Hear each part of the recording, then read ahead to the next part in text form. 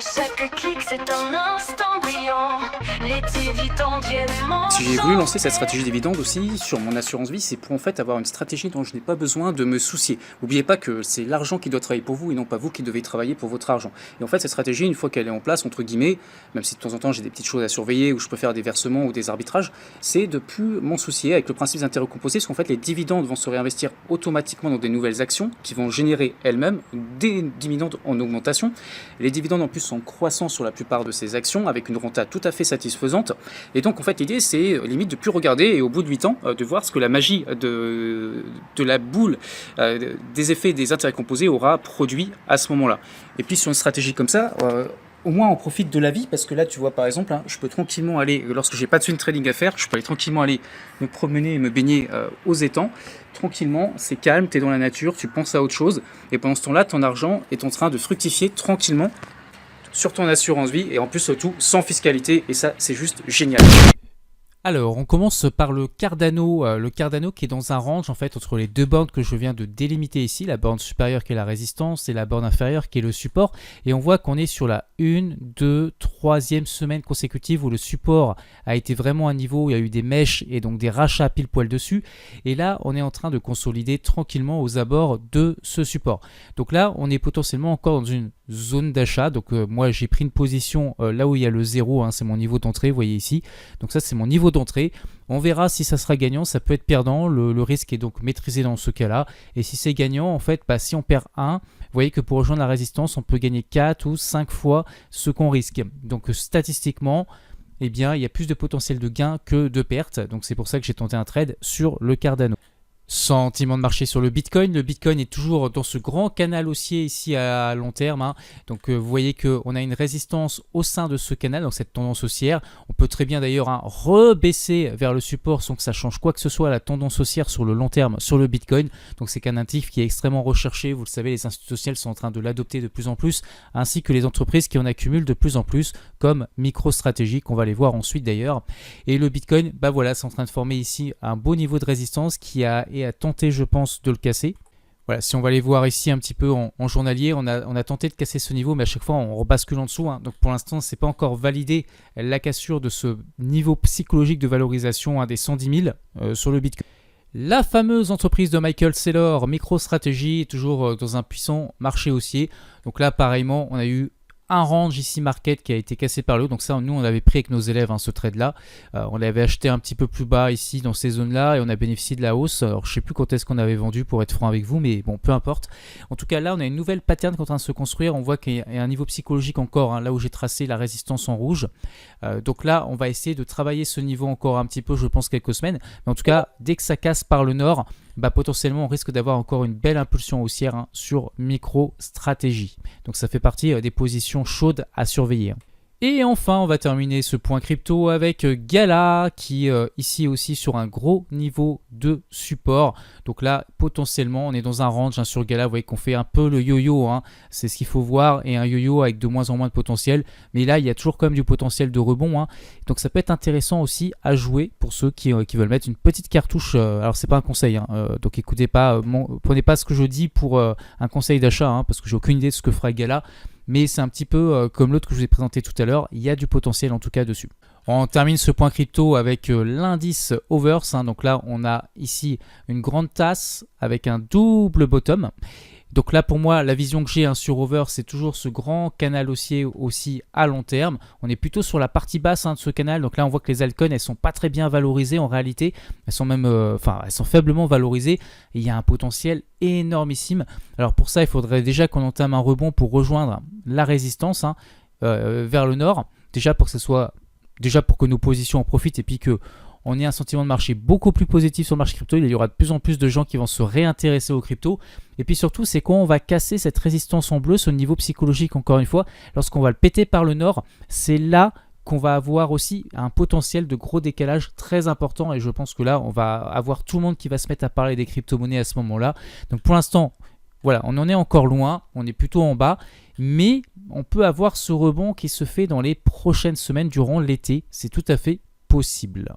Bien sûr, le scénario négatif sur les cryptos, hein, c'est si on casse ce support oblique, si on casse surtout l'horizontal, hein, le niveau là psychologique des 150, si on le pète par le bas, là par contre ça sera un crash, donc il faudra faire vraiment attention et on pourra faire du DCA beaucoup plus bas, ça sera beaucoup plus intéressant de racheter suite au crash.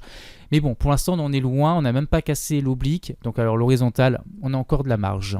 Je te montre d'abord comment est constitué mon portefeuille actuel stratégie dividende sur mon contrat d'assurance vie. Donc tu peux le voir, j'ai du Realty Income à 35%, j'ai de l'Alliance à 5%, du Public Storage à 5%, Johnson Johnson 5%, MRK 5%, Essilor. En fait Essilor c'est pas sur la stratégie dividende, c'était pour faire une plus-value, mais Essilor je vais faire un arbitrage et alors en tout cas je vais clôturer totalement la position parce que je suis un tout petit peu en plus-value. Donc j'en profite et je vais arbitrer pour mettre l'argent sur Realty Income et sur Alliance. Donc je vais mettre beaucoup plus, je vais mettre 60% sur Realty Income et 40% sur Alliance pour renforcer ces deux lignes. Donc ça c'est en cours, hein. L'arbitrage va se faire très bientôt. Alors j'ai de l'argent sur le fonds euro, pareillement que c'est comme Essilor, les 5%, en fait les 10% là, ils vont partir sur Realty Income et Alliance. Voilà, c'est juste pour que tu saches hein, ce que j'ai fait. Alors ensuite j'ai PepsiCo pour les dividendes, Total, bien évidemment, Total qui a versé son dividende. Je vais te montrer d'ailleurs sur mon PEA parce que je l'ai perçu dessus, je vais te montrer ça. Donc là sur Total j'ai un très bon prix d'entrée parce que je suis vraiment rentré sur des points bas, alors que sur mon PEA tu verras que j'ai un PRU qui est plus élevé par contre, mais bon je vais t'expliquer ça. Walmart je compte m'en séparer. Au début je l'avais pris pour mon portefeuille du druide parce que je la voulais dessus, et finalement comme j'ai changé de stratégie je me retrouve un peu coincé, donc je vais l'arbitrer aussi. J'attends de passer en positif dessus, et quand je serai en positif je mettrai aussi sur des actions à dividendes, donc je sais pas encore lesquelles, je vais réfléchir le moment venu. Berkshire Hathaway que j'ai, donc ça c'était pour le côté plus dynamique du portefeuille, mais c'est pareil, dès que je serai en positif je vais m'en séparer pour mettre sur les dividendes. Costco je l'ai acheté par contre pour faire une plus-value vraiment. Donc elle je vais la conserver parce que je l'ai considérée comme sous-évaluée. Donc Costco je la conserve pour faire une belle plus-value dessus. Et enfin Procter & Gamble qui est là aussi pour les dividendes, mais c'est aussi pour faire une plus-value parce que je la considère sous-évaluée. Donc si je résume, les vraies actions à dividendes qui vont rester là sur le très long terme, c'est Realty Income, Alliance, les deux là j'ai un très bon rendement et potentiel dessus. Public Storage, Johnson Johnson, MRK, PepsiCo, Total, et c'est tout.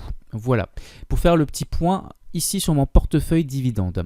Je vais te montrer ensuite le backtest pour que tu vois ce qu'une stratégie dividende type peut faire. Donc ça sera juste un exemple, donc on va voir ça ensuite, et je vais d'abord te montrer mon PEA avec Total. Donc tu vois sur Total j'ai un PRU qui est quand même assez élevé, donc j'avais pas mal renforcé. J'ai déjà pris une plus-value sur Total, j'ai racheté plus bas, mais j'ai pas réussi à faire baisser suffisamment mon PRU. Donc j'ai un bon rendement hein, sur Total, il n'y a pas de problème. Par contre tu vois que je suis comme à moins 7%. Ce qui va se passer sur Total, c'est comme j'ai pris pour 3000 € sur mon assurance vie, quand ici je vais être en plus-value qu'elle va remonter, parce qu'à un moment donné je pense qu'elle va bien remonter, je prendrai mes gains pour 3000 € ou 4000 €, enfin en gros voilà, quelque chose comme ça. Et comme ça me permettrait d'avoir des liquidités que je mettrai soit sur le SP500, soit je réinvestirai beaucoup plus tard sur Total quand elle aura bien baissé encore, pour avoir un meilleur PRU et aussi un meilleur rendement. Donc ça c'est ma stratégie sur Total. Tu vois que j'ai encore du Sanofi, j'ai Amundi. J'ai acheté, alors ça c'est avec les dividendes en fait que je perçois, tu vois je perçois des dividendes et du coup les dividendes je les réinvestis sur un ETF SP500. J'ai une stratégie pour me protéger des crashs, hein. Je reste pas en buy and hold dessus, mais je réinvestis mes dividendes dessus, ça me permet de faire un effet boule de neige pour faire de la croissance aussi et des plus-values à long terme. Crédit Agricole que j'ai rentré, donc tu vois, hein, je fais ce que je dis dans mes vidéos YouTube, hein, j'avais précisé dans une vidéo, j'avais dit que j'allais acheter Crédit Agricole, je l'ai acheté sur mon PEA, pas sur l'assurance vie mais sur le PEA. Donc Total Energy, ce que je voulais te dire, pour que tu comprennes aussi l'intérêt d'une stratégie dividende et d'être long terme, c'est que tu vois que pour l'instant je suis à moins 7%, mais en réalité est-ce que je suis vraiment en moins value? La réponse, c'est pas vraiment, ça dépend de l'horizon de temps, parce que en fait tous les dividendes que je vais percevoir sur Total, même si ça restait à moins 7% en termes de valorisation du prix, eh bien en réalité je vais me retrouver en positif au bout de 1 an, 2 ans. En 2 ans je serai déjà en positif. Pourquoi? Parce que Total verse, si je clique sur Total, on va aller voir le rendement actuel, on va dire ça verse du 5,80% sur le prix actuel, et comme il y a une croissance des dividendes, on peut estimer 6% pour 2026. Donc tu vois, même si je pars que sur du 5%, ça veut dire qu'au bout de 2 ans, je serai à plus 10% dessus, juste avec les dividendes. Hein. En fait, en réalité, c'est comme si j'étais à plus 3% sur la ligne. Parce qu'avec les dividendes, je serai à plus de 10%. Je suis à moins 7, donc si on fait le différentiel, ça fait plus 3. Donc en réalité, je ne suis pas vraiment en perte si on prend en compte les dividendes, parce que ça fait partie du gain sur la ligne totale. Sauf qu'ils ne sont pas pris en compte ici sur la valorisation. j'espère que tu comprends ce que je veux dire. C'est ça que j'explique souvent, mais tu l'as peut-être pas déjà vu sur une vidéo précédente, donc je le réexplique. Donc il faut prendre en compte les dividendes pour savoir est-ce qu'on gagne ou est-ce qu'on perd en latent ou pas, réellement. Alors je vais te montrer, parce que j'ai reçu mon dividende trimestriel, donc voilà, je te montre ça tranquillement. Voilà, Total Energy, tu vois, j'avais reçu... non, alors c'était pas au mois de mai, c'était peut-être avril plutôt. Voilà, tu vois, sur Total Energy, j'avais reçu en avril un coupon de 199 €. Donc on va dire à peu près 200. Et là, ça y est, pour le mois de juillet, j'ai reçu mon coupon de Total Energy. Et tu vois que ça a augmenté puisque je suis à 249,90 € de coupon.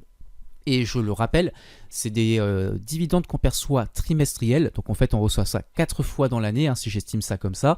Donc tu fais 250 multiplié par 4 à peu près. Eh bien, tu te retrouves à 1000 € de gains sur Total Energy avec les dividendes sur l'année. Sur une seule année, ça fait 1000 €.